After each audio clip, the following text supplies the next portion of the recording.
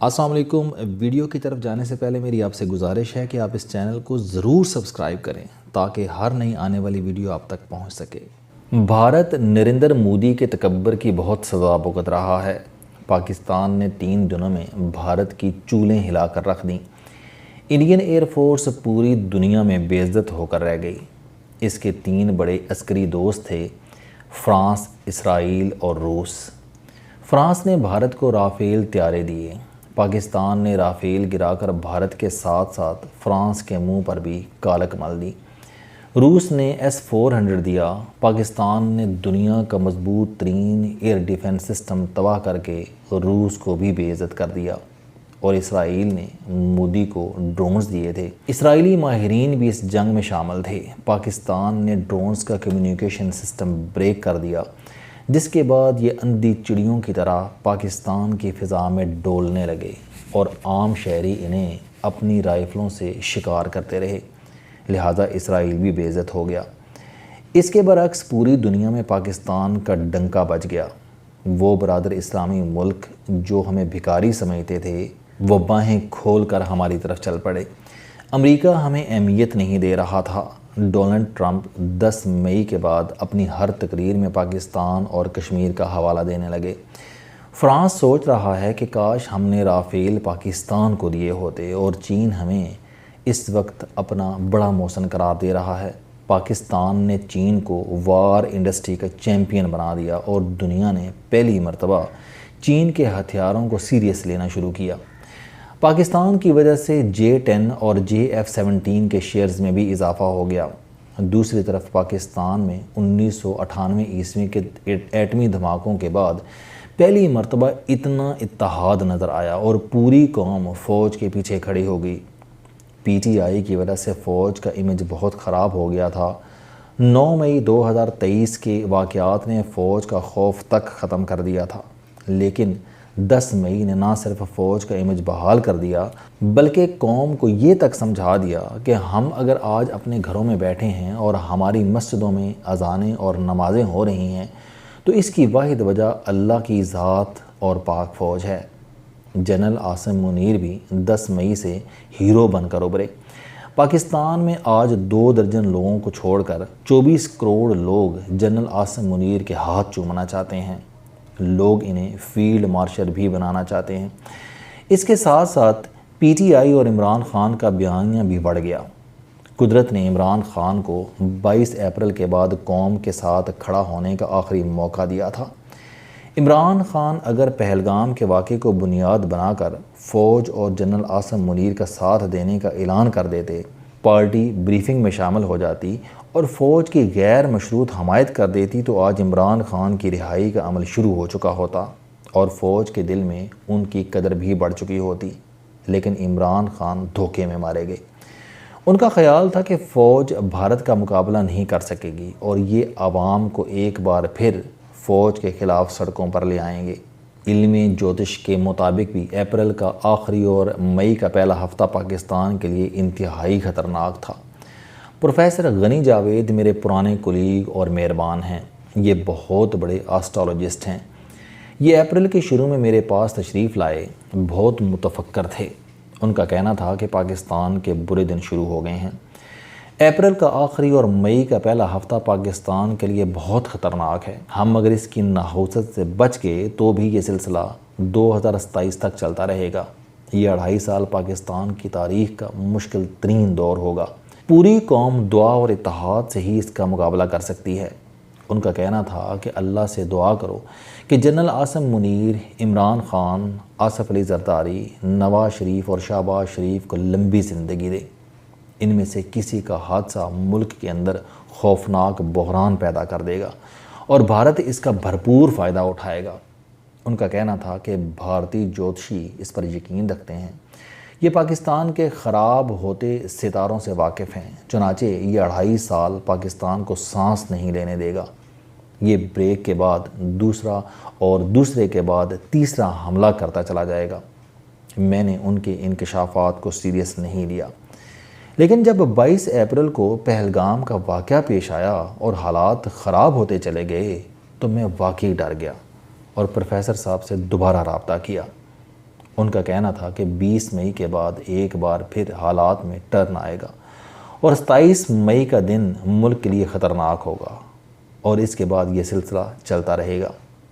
Professor غنی جاوید کے انکشافات اپنی جگہ، لیکن 10 مئی کو قوم کو بہت بڑی خوشخبری نصیب ہوئی، مگر بھارت ہار کے باوجود باز نہیں آیا اور یہ مستقبل میں بھی باز نہیں آئے گا۔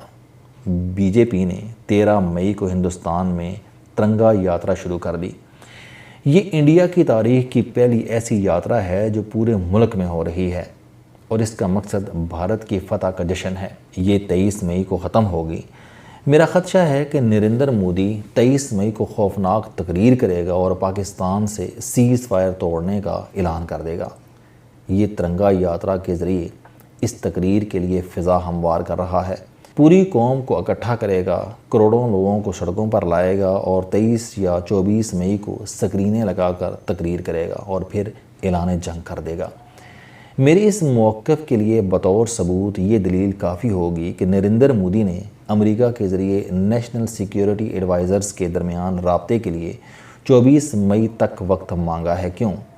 اگر یہ مذاکرات کے لیے مخلص ہے تو پھر نیشنل سیکیورٹی ایڈوائزرز کے درمیان رابطے کے لیے 24 مئی کا انتظار کیوں؟ یہ رابطہ آج کیوں نہیں ہو سکتا؟ دوسرا، سیز فائر کے بعد ترنگا یاترا کی کیا ضرورت تھی، اور وہ بھی 10 دن طویل؟ یہ یاد رکھیں کہ نریندر مودی ترنگا یاترا کی آڑ میں فوجی اور سفارتی تیاریاں کر رہا ہے، یہ عوام کو بھی موبلائز کر رہا ہے۔ چنانچہ جنگ ابھی ختم نہیں ہوئی، یہ دوبارہ حملہ کرے گا اور اسی مہینے میں کرے گا، اور اس مرتبہ اس کا نشانہ ہماری ایئر فورس اور میزائل سسٹم ہوگا۔ پاکستان نے بھی تیاریاں شروع کر دی ہیں۔ چین نے J-35A کے نام سے جنریشن 5 طیارے بنا لیے ہیں۔ یہ اسٹیلتھ طیارے ہیں جنہیں ریڈار نہیں پکڑ سکتا۔ چین پاکستان کو یہ طیارے دے رہا ہے۔ ہمارے پائلٹ اس وقت چین میں یہ طیارے اڑانے کی ٹریننگ لے رہے ہیں۔ یہ اچھی خبر ہے، لیکن سوال یہ ہے کہ کیا یہ انڈیا نہیں جانتا؟ بھارت جانتا ہے، چنانچہ اس کی کوشش ہوگی کہ یہ J-35A سے پہلے پاکستان سے بدلہ لے لے۔ لہٰذا بھائیوں، زیادہ خوشیاں نہ مناؤ، اللہ سے دعا کرو، اتحاد قائم کرو اور تیاریاں جاری رکھو۔ زخمی سانپ مرنے سے پہلے بھرپور حملہ کرتا ہے اور نریندر مودی اس کی تیاری کر رہا ہے۔ یہ اگر اس شکست کو خاموشی سے برداشت کر جائے گا تو بھارت سے BJP، RSS اور نریندر مودی تینوں ختم ہو جائیں گے۔ کانگریس نے 10 مئی کے بعد انگڑائی لینی شروع کر دی ہے۔ راہل گاندھی سڑکوں پر نکل رہا ہے۔ BJP کا اقتدار ریاستوں میں بھی سمٹ رہا ہے۔ میڈیا نے بھی سوال اٹھانا شروع کر دیے ہیں۔ نریندر مودی 10 برسوں میں زیادہ تر نیوز چینلز اور صحافی اپنی جیب میں ڈال چکا ہے، لیکن سوشل میڈیا نے نئی شخصیات کو جنم دے دیا اور ان کی آواز گودی میڈیا کے مقابلے میں کئی گنا زیادہ ہے۔ چنانچہ رویش کمار اور پروین سہاوے جیسے لوگ اب سوال اٹھا رہے ہیں اور حکومت کے پاس اس کا کوئی جواب نہیں۔ امریکہ بھی بھارت کو دانت دکھا رہا ہے۔ ایپل کمپنی نے چین میں اپنا بزنس سمیٹ کر بھارت میں سرمایہ کاری شروع کی تھی۔ ٹاٹا کمپنی کے ساتھ مل کر ایپل نے 2017 عیسوی میں آئی فون کی فیکٹریاں لگائیں۔ 2024 میں بھارت میں $22 بلین کے آئی فون بنے اور امریکہ اور دوسرے ملکوں میں ایکسپورٹ ہوئے۔ ڈونلڈ ٹرمپ نے 15 مئی کو ایپل کمپنی کے CEO ٹم کک کو قطر میں بلا کر بھارت میں فیکٹریاں بند کرنے کا حکم دے دیا۔ یہ مودی سرکار کے لیے معاشی دھچکا ہے، لہٰذا نریندر مودی کمرے میں پھنسی بلی بن چکا ہے اور اس کے پاس پاکستان پر حملے یا دونوں ملکوں میں ٹینشن بڑھانے کے علاوہ کوئی آپشن نہیں۔ یہ اپنے آپ BJP اور RSS کو بچانے کے لیے پاکستان کی طرف پلٹے گا، یہ ہم پر حملہ کرے گا۔ ہمیں اپنی کامیابی پر زیادہ خوش نہیں ہونا چاہیے۔ میں پریکٹیکل قسم کا دنیا دار انسان ہوں۔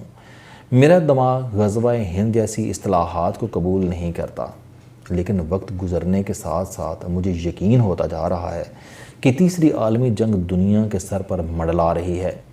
یہ جنگ ایران سے سٹارٹ ہوگی یا ہندوستان سے، بس یہ فیصلہ باقی ہے۔ یہ اگر ایران سے سٹارٹ ہوگی تو یہ پہلے عالم اسلام کو نگلے گی اور اس کے بعد یورپ اور امریکہ کو اپنے نرخے میں لے لے گی۔ چین اور روس بھی اس کا رسک بن جائیں گے اور یہ اگر بھارت سے شروع ہوتی ہے تو چین، ترکی اور روس کو اس میں کودتے دیر نہیں لگے گی، اور اس کے بعد اسرائیل، یورپ اور امریکہ خود کو اس سے دور نہیں رکھ سکیں گے، اور پھر وہ وقت آ جائے گا جب پوری دنیا ملبے اور راکھ کا ڈھیر ہو جائے گی۔ مجھے وقت کے ساتھ ساتھ غزوہ ہند حقیقت کا روپ دھارتا ہوا محسوس ہو رہا ہے۔ بھارت نے اگر نریندر مودی، بی جے پی اور RSS کو کنٹرول نہ کیا، اگر جنگ کے جنون کو قابو نہ کیا، تو مودی اس خطے اور بعد ازاں پوری دنیا کو تندور میں جھونکتے دیر نہیں لگائے گا۔ کیوں؟ کیونکہ یہ اس قبیلے سے تعلق رکھتا ہے جو دل سے سمجھتا ہے کہ اگر مودی نہیں تو انڈیا نہیں، اور یہ وہ سوچ ہے جس کے ہوتے ہوئے یہ خطہ امن سے زندگی نہیں گزار سکتا۔ چنانچہ غزوہ ہند کی تیاری کر لیں، یہ اب زیادہ دور نہیں رہا۔